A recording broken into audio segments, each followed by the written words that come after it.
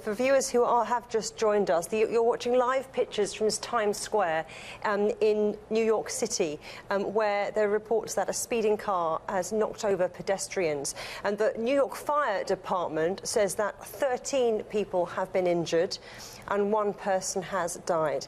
That's the New York Fire Department saying 13 are injured in this and one has died. And you can see the emergency services on the scene. They were there pretty quickly. They have cordoned the area off. You can see traffic is at a standstill at the junctions around Times Square now.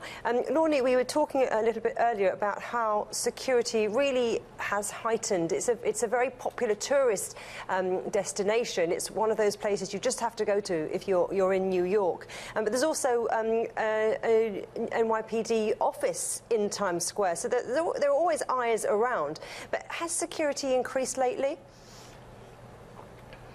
Well, I think ever since the sort of spate of terror attacks that we've seen in Europe over the last year or so, security has been on high alert here in New York, and we know that extra police officers are often deployed to key spots in New York whenever a terrorist attack happens elsewhere in the world. And I mentioned after the Westminster attack, we saw an increase in police at, for example, Grand Central Station and many other key hubs in New York City, and Times Square is one of those hubs where you will often see extra police deployed to give people a sort of sense of reassurance after something has happened. After the Berlin Christmas market attack, something you mentioned earlier on, again we saw police out in force at the various Christmas markets that are also held here in New York City. So Times Square is somewhere where you will always see police, but particularly on times of high alert you will see more of them. And as I say, even if those extra people on the ground can't necessarily do anything, they are often put there simply to reassure people that the city is aware that there is a threat or there is a concern, and they want to make people feel safe.